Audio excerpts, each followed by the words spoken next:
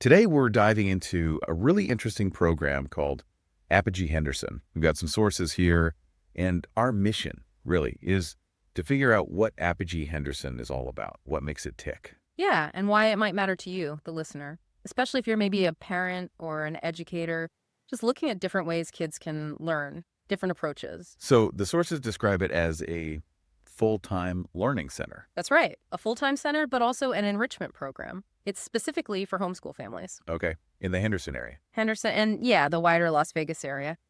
And the core idea, it seems, is really about letting kids explore their potential outside a traditional school box, you could say. Right.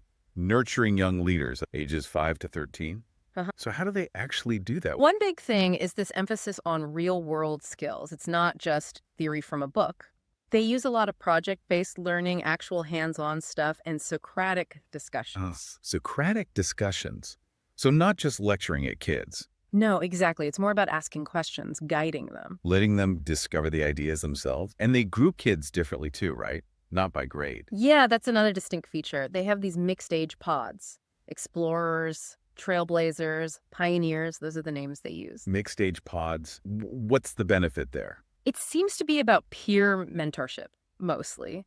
Older kids get leadership chances, younger ones see more advanced work. And have different role models besides the adults. Yeah, it sort of mirrors how social groups work outside of school, doesn't it? More natural. I can see that. And sticking with that break from tradition, no standard grades, no big standardized tests. Nope. The learning is self-paced, uses technology quite a bit, and each kid sets their own goals. And tracks them. And tracks them, yes. It really changes the whole dynamic, you know? It moves away from needing that external good job sticker, like a grade. It's more about building the motivation from within. Intrinsic motivation. Exactly. And they showcase progress differently, too. Not report cards, but these learning fairs. Where the students actually present what they've done. Uh-huh. What they've learned, what they've accomplished. It feels much more about genuine learning, not just ticking boxes. Yeah, that makes a lot of sense. And it's not purely academic either, is it? I saw something about fitness and outdoor time. Oh, yeah, definitely. It's built right into the day. Physical activity, lots of outdoor time. They call it the 6 buckets structure. Okay, what are those? Let's see.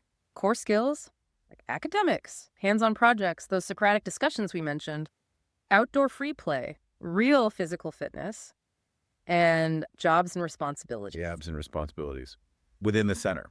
Yeah, giving kids actual tasks, ownership.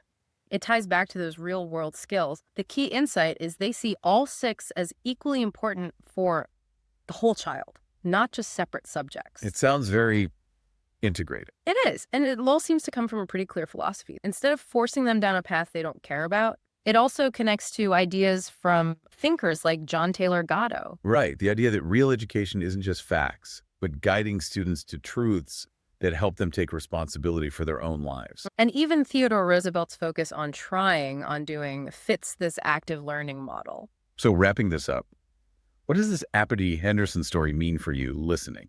It clearly presents a different path, especially for homeschool families around Las Vegas. Yeah, it's a model that really prioritizes the child exploring things themselves. Practical skills, individual growth, all in a pretty unique environment. It just offers a different lens, really, on what education can be. Something maybe more focused on empowerment, curiosity, that inner drive. So maybe here's the thought to leave you with, drawing from all this. Gatto suggested, true education is not to deliver facts, but to guide students to the truths that will allow them to take responsibility for their lives. What does that really mean for how we design learning environments?